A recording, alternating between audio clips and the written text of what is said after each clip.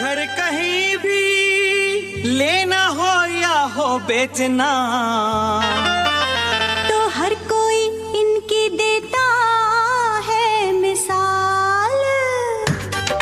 Real estate का कोई सवाल, टीम सबरवाल। रियल एस्टेट का कोई सवाल, टीम सबरवाल।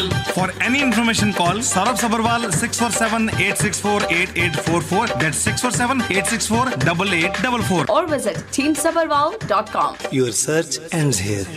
जी, और प्रोग्राम सुन रहे हो आप एशियन कनेक्शंस, और आपकी और हमारी इंतजार की घड़ियां हुई खत्म, और हमारे और आपके अपने पीके सबरवाल साहब हमारे साथ हैं। Sir ji, welcome, how are you? Thank you very much, Ranbir ji. Good afternoon to all our listeners. Yes, nice talking to you.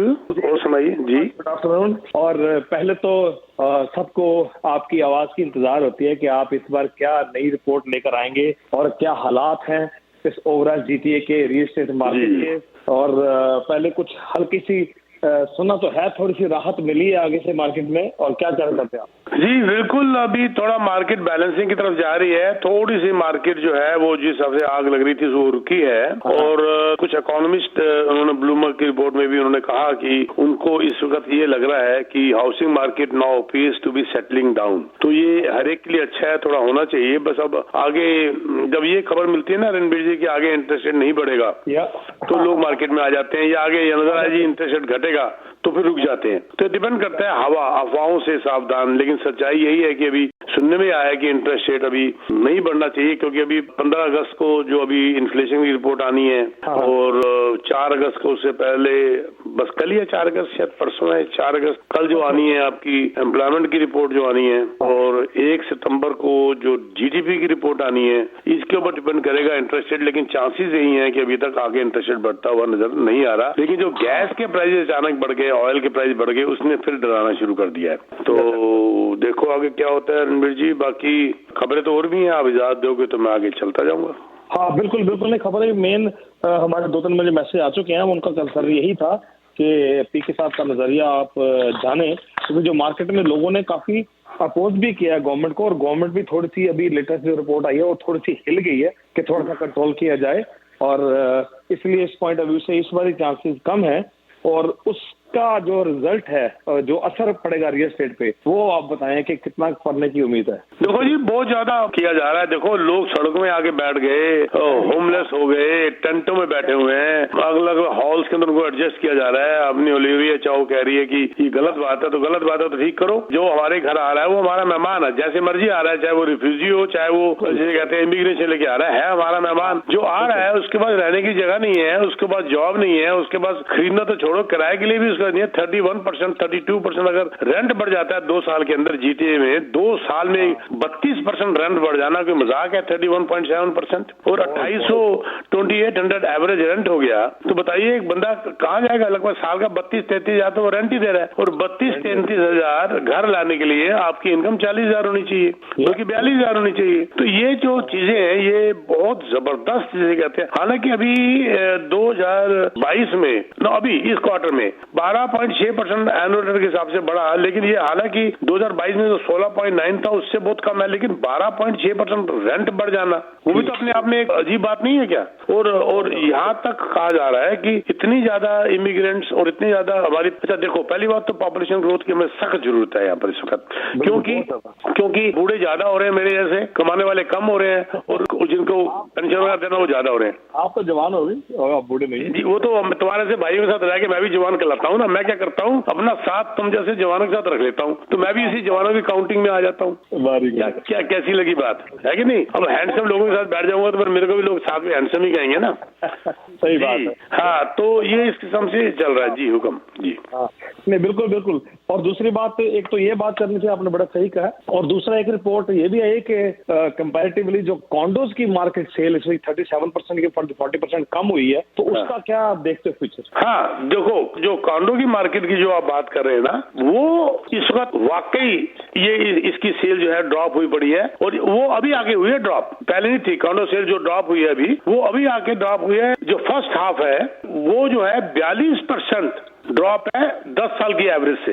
42% drop है। मैं फर्स्ट हाफ की बात कर रहा हूँ जी, 2023 की बात कर रहा हूँ। और उसका सबसे बड़ा कारण ये है कि ये जो है interest rate, government policy, simple सी बात है। अब ऊपर से अब देखो ये ड्रॉप होगा तो क्या होगा, बिल्डर कंस्ट्रक्शन कम कर देगा, बिल्डर कंस्ट्रक्शन कम कर देगा तो क्या होगा, फिर हाउसिंग शॉर्टेज शुरू हो जाएगी। ठीक है, अब देखो ये तो मैंने 42 बोला है, लेकिन मैं अगर और दूं 2022 के अगर पहले 6 महीने से कंपेयर करें तो नए कॉन्डो 59% की सेल कम हुई है। अगर हम 2022 के फर्स्ट 6 मंथ्स को कंपेयर करें 2023 के, इसीलिए तो बड़े बड़े डिस्काउंट्स, बड़े बड़े इंसेंटिव्स बिल्डरों से आ रहे हैं और इसका फायदा उठाना चाहिए। मैंने तो बुक किए हैं बहुत सारे, क्योंकि मेरे को क्लोजिंग चाहिए 4 साल बाद। ये भी मौका एक बुक करने वाले के लिए बड़ा अच्छा है कि जिसे कहते हैं कि जब ये सेल ड्रॉप होती है तो ये पैनिक होकर फिर इंसेंटिव देना शुरू करते हैं, और वो इंसेंटिव मैंने अपने क्लाइंट्स को बहुत लेके दिए हैं, बहुत ज्यादा लेके दिए हैं जी। और साथ साथ में कुछ उनके जो मैसेज आए वो पढ़ता हूँ। एक तो सवाल आया आपके लिए कि what will be the future of Kitchener housing market as in the news 10,000 half price homes is target of the new Waterloo region partnership in next 10 years which was the province bill 23 will be the home prices going crash there coming in coming years। क्या कर रहे हैं? देखो ये बात ये है कि क्रैश वाले तो बात ही छोड़ दो। अभी एक रिपोर्ट मैंने को बताता हूँ, जितने नए इमिग्रेंट आ रहे हैं उससे आधी कंस्ट्रक्शन है। कहें तो मैं रिपोर्ट पढ़ के बता देता हूँ, पढ़ के क्या मतलब याद ही होगी, पढ़ना कहाँ से मैंने अभी। मैं सीधी सी बात है 1.2 मिलियन जो पॉपुलेशन ग्रो हुई है पिछले 12 महीने में कनाडा, ये तो सब जानते हैं ना सर, ठीक है ना। 38.8 मिलियन से 40 मिलियन चली गई, 1.2 मिलियन बढ़ गए 12 महीने में। और छोड़ो, अब गवर्नमेंट एम कर रही है 5 लाख इमिग्रेंट्स एनुअली 2025 तक लाने के लिए। सही बात है। और टीडी की रिपोर्ट आई है, वो कह रहे हैं कि जी जो हाउसिंग सप्लाई है वो सिर्फ 2,15,000 ही हो सकती है साल की। अब बताओ, साल के 5 लाख इमिग्रेंट आ रहे हैं और 2,15,000, तो ये जितना मर्जी करते रहे, जब सप्लाई नहीं है, डबल लोगों को, 2 आदमी को एक घर चाहिए, चाहे वो रेंट में चाहिए चाहे खरीदने के लिए चाहिए, तो आप रोक कैसे सकते हो किसी हालत में। हाँ, ये बात मैं मानता हूँ रणबीर जी कि सिर्फ हाउसिंग सप्लाई से ही रेट नहीं बढ़ा करता, उसके अंदर जो सरकार की जो पॉलिसीज हैं उस पर भी बड़ा डिपेंड करता है। इंटरेस्ट रेट क्या है इस पर भी डिपेंड करता है। जैसे फॉर एग्जाम्पल 2022 पिछले साल 2022 के अंदर जो प्राइस 31 पॉइंट एवरेज बढ़ा था कनाडा का 31%, और पॉपुलेशन बढ़ी थी सिर्फ 1.2%। ठीक है, अच्छा ये है 2022। अब आप 2023 में हाफ में देख लो, अभी तक 5.5% प्राइस कम हुआ है उस एवरेज से, लेकिन पॉपुलेशन 3.9% बढ़ी है। यानी कि पॉपुलेशन बढ़ी है, प्राइस कम हो रहा है, प्राइस बढ़ा हुआ, पॉपुलेशन कम हो रही है। यानी कि पॉपुलेशन का असर तो है, लेकिन इसके साथ बाकी चीजों का भी बड़ा भारी असर है ना। एक इंसान को मॉर्गेज ही नहीं मिल रही, अब वो पॉपुलेशन क्या करेगी। एक इंटरेस्ट रेट इतना ज्यादा हो गया, प्राइम 7 से ऊपर चला गया, अब अफोर्ड ही नहीं कर पा रहे। तो गवर्नमेंट पॉलिसीज में भी बहुत कुछ डिपेंड करता है। अगर मैं अगर मान लो सपोज करो मैं आपको एग्जाम्पल दूं, 15 साल पुराना भी दूं, 2007 में जो प्राइस था वो जबरदस्त झटका खा के ऊपर बढ़ा था 2006 से 12.2%, और पॉपुलेशन 3.5% बढ़ी थी जी। लेकिन अगर उसे 1 साल पहले देखो तो प्राइस 9.4% बढ़ा था, लेकिन पॉपुलेशन घट गई थी 1.5%। तो इसका कुछ अच्छा एक और एग्जांपल से बड़ा तसल्ली हो जाएगी। 2009 की बात है, प्राइस 7.6% कम हो गया था। 2009 में आपने भी देखा था जब वो आया था, क्रैश आया था, तो प्राइस 7.6% गिर गया था, लेकिन पॉपुलेशन 1.1% बढ़ी थी, तो प्राइस क्यों गिर गया था। बहुत सारी बातें इसमें डिपेंड करती हैं, not only the population but other things also, वो भी कंट्रीब्यूट करती हैं इन चीजों के ऊपर। एक मैसेज आया कहता है कि जैसे आप कह रहे हो कि कॉन्डो मार्केट डाउन होगी, यदि इतनी डिमांड है, इमिग्रेंट्स आ रहे हैं और हाउसेज कम है, फिर मार्केट डाउन क्यों कैसे हो रही है कॉन्डो की? नहीं सर, लोग रुक गए हैं, लोग डर गए हैं, डर गए हैं, लोग रुक गए हैं लेने में। आदमी कहता है पता नहीं अब क्या होगा, पता नहीं अब क्या होगा। लेकिन अब एक रिपोर्ट आने दो 6 सितंबर को, जिसमें कहा जाएगा कि अब इंटरेस्ट रेट नहीं बढ़ेगा। आप देख लेना, लोग फिर लाइन लगा के आ जाएंगे। लोग डरे हुए हैं ना सर, जो चीज क्लियर नहीं, अंधेरा है। देखिए, मैं घर से बाहर, मुझे कहते हैं मत निकलना, जंगल में तेरा घर है, बाहर शेर बैठा हुआ है, अब मुझे नजर तो नहीं आ रहा ना, तो मैं घर से बाहर नहीं निकलूंगा। पर जब ऊपर से सर्च लाइट मार के मेरी तसल्ली जाएगी शेर नहीं है, मैं घर से बाहर निकल जाऊंगा। सिंपल सी बात है सर, क्योंकि जो चीज क्लियर नहीं है तो आदमी कहता है मैं रिस्क ना लूं। पर this is the right time Ranveer जी।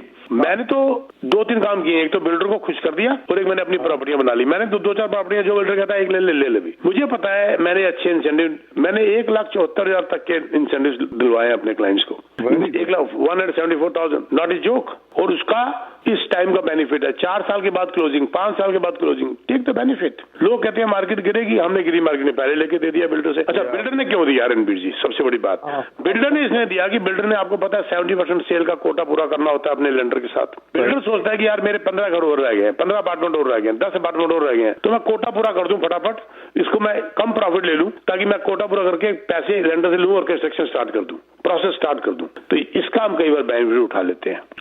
जी एक और क्वेश्चन आया, मैंने डिटेल में पढ़ ली है। वो कहता है जी मैंने बिल्डर का घर लिया था सागा बीच के पास 1.7 मिलियन का, अभी क्लोजिंग उसकी आ गई है, तो उसकी अप्रेजल जो है 9.5 लाख हाई है, तो 2 लाख लिया कितने का था? मुझे क्या करना चाहिए? कितने का लिया था? 1.7 मिलियन। और आधी आई है अप्रेजल?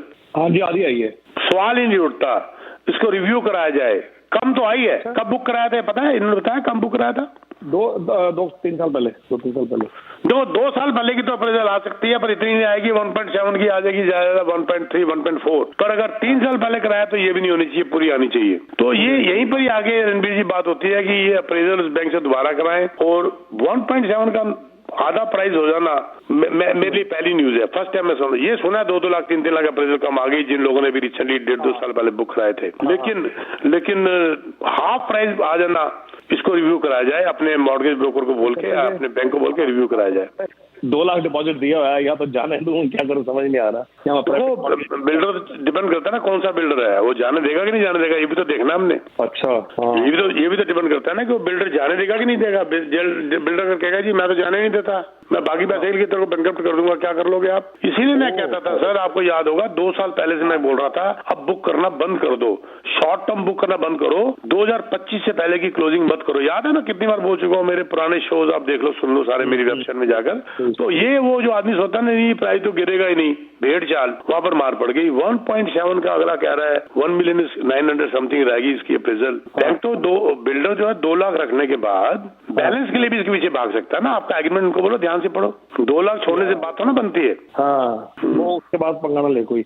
बिल्कुल जी। और साथ साथ अभी तीसरा सवाल ये है कि अभी राइट नाउ जैसे आपने कहा कि बिल्डर से मैं दिला दूंगा, और कौन सा प्रोजेक्ट है जो हमारे फायदे के लिए है राइट नाउ टू इन्वेस्ट? बहुत बिल्डर हैं, 3 बिल्डर का मैं अभी स्पेशली नाम लेना चाहता हूं आपको, जिनके साथ ह्यूज मेला चल रहा है इंसेंटिव्स। मैं आपको इनमें बिल्डरों में तो मैं नंबर 1 भी हूं, तो नंबर 1 का भी मैं बेनिफिट इनसे ले सकता हूं। जैसे कैमरोस्ट है, तो उसके प्रोजेक्ट हैं, जैसे रेगुलर है जो मैंने बेचा, बहुत मोटे डिस्काउंट्स। और एक लेंटारा के जितने भी 4-5 प्रोजेक्ट है मैं नंबर 1 हूं, वहां पर भी नंबर 1 हूं, लेंटारा में भी मैं नंबर 1 हूं और कैमरोस्ट में भी नंबर 1 हूं। लेंटारा के 31 पार्लियामेंट हो गया, नताशा हो गया, ग्लेनिल हो गया, 50 स्कॉलर्ड हो गया, मैं ह्यूज डिस्काउंट दिलवा सकता हूं। लेकिन ध्यान ये रखना है कि क्लोजिंग 3 साल से पहले ना हो सकता आपको कोई और भी दिलवा दे, लेकिन क्लोजिंग ये ना हो वो ये जैसे इन भाई साहब ने कहा कि 2 साल पहले बुक किया, अब उसकी 8-8, 9-9 लाख उसकी अप्रेजल ही कम आ रही है। तो ये काम नहीं होना चाहिए किसी हालत में भी।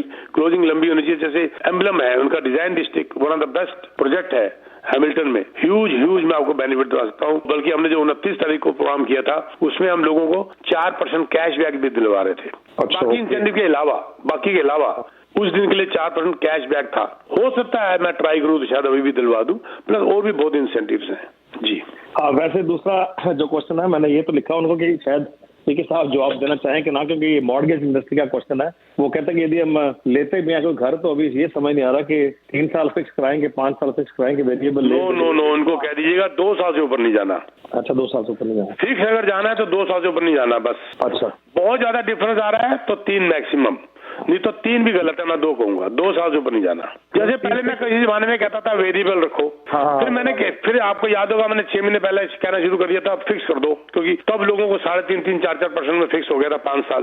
पर अब मैं कहना शुरू कर दिया पिछले 2 महीने से 2 साल तक आप फिक्स करो, इससे मत करो, क्योंकि अल्टीमेटली इंटरेस्ट नीचे आना है। हाँ, अल्टीमेटली नेक्स्ट ईयर तो चेंजेस बहुत आ रही है सर, गवर्नमेंट भी चेंज। देखो बिल्कुल सीधा है, मैं तो रिपोर्ट की बात करता हूँ, सर्वे की अप्रैल तक ये सेटल होता नजर आ रहा है, उसके बाद इंटरेस्ट नीचे आएगा, 100% आएगा। और पीके साहब का नंबर नोट कर लो, 6472994757, 6472994757 और जैसे कि हमने ओवरऑल मार्केट की बातचीत की है और एक बंदा मैसेज आया है अड़ासे वाला, कहता सर वो पुरानी बहारें फिर से कब देखने को मिलेंगी?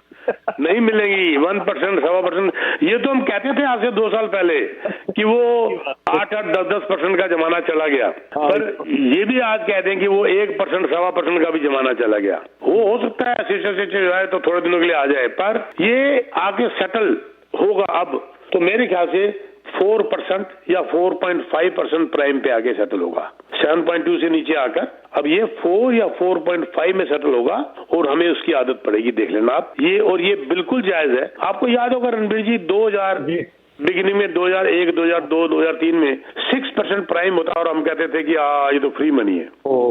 हमें आदत पड़ी हुई थी ना। अब हमें आदत पड़ गई 1% की, तो अब हमें लगता है ये 6% बहुत महंगा है। हाँ, लेकिन एक फायदा है रणबीर जी, तब प्राइस बहुत सस्ते होते थे, 3-3 लाख के डिटाच घर होते थे, तो सूट कर जाता था। अब ये 1-1 मिलियन, 1.5 मिलियन के हो गए, तो अब ये दूसरी तरफ से भी मार पड़ रही है बड़ी जबरदस्त। हाँ बिल्कुल जी बिल्कुल। और दूसरी बात है कि नंबर को फिर नोट करो 6472994757, और बाकी एक बंदे ने क्योंकि पूछा क्वेश्चन था, मुझे सलाह दें कि सपोज करो कि मैंने कहता मेरा एक फैमिली अटैच प्रॉपर्टी है और जितनी मैं मॉर्गेज दे रहा हूँ उतना मुझे रेंट आ रहा है, कोई बच नहीं रहा, तो क्या करना चाहिए मुझे? स्टिल रखूं कि बेच दूं? इन्वेस्टमेंट प्रॉपर्टी है। हाँ जी। अरे जितना आ रहा है उतना मॉर्गेज दे रहा है, ये तो लकी है बहुत ज्यादा, इनको तो खुश होना चाहिए। सपोज करो इनके पास 3000 मॉर्गेज आ रही है। हाँ बिल्कुल जा रही है, और सपोज करो 3000 रेंट आ रहा है, तो 3000 मार्केट के अंदर आयर ऑन एवरेज, ये नहीं पता इनका वेरिएबल है फिक्स्ड है, पर मान के चलो इनका उसमें से 3000 में से 1300 तो इनका कर्जा भी तो उतर रहा है हर महीने। अगर 1300 कर्जा उतर रहा है, उसमें 400-500 और खर्चा लगा लो प्रॉपर्टी टैक्स का, तो इनका तो उल्टा कैश फ्लो माइनस भी हो, लेकिन अल्टीमेटली $500-600 इनका महीने का प्रॉफिट हो रहा है, प्लस जो कीमत बढ़ रही है वो अलग। अगर rental income offsets your mortgage, you are very lucky. इनको तो सोचना भी नहीं चाहिए। हाँ तो चलो फायदा ही है। ठीक है जी। और पीके साहब और कुछ एनी प्रोजेक्ट? बस मैं चलते बताना चाहता हूँ, for any real estate need you can contact me, you can text me. Text करने से रिस्पांस जल्दी मिलता है आपको मेरी तरफ से।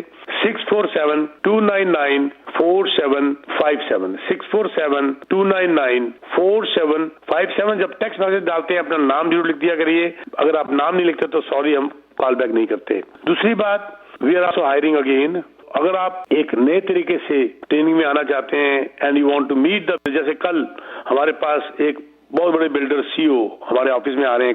हमने कल इनवाइट किया हुआ है उनको अपने यहाँ सब एजेंट से इंट्रोड्यूस कराने के लिए किया हुआ है, न्यूजन रियल्टी एक्सपर्ट्स में। उनसे मुलाकात होगी, आपको मिलवाना, अगले प्रोजेक्ट्स में उनके साथ मिलके चलना, अच्छा प्रोडक्ट है तो बेचना, बेनिफिट्स लेना, बहुत कुछ होता है। और हम आपको बिल्डरों के पास लेके जाते हैं। बिल्डरों को भी ये नहीं कि उनके सेल्स पर्सन को बुला लिया, ओनर्स को और डेवलपर्स को उनको बुलाया।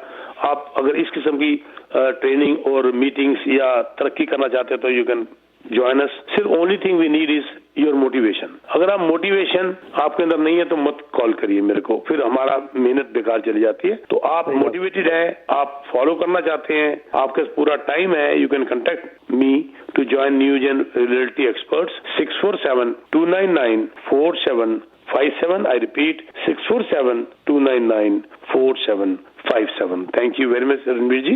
Thank you ji, wish you all the best. Next week बात होगी। Take care. Thank you so much. Thank you.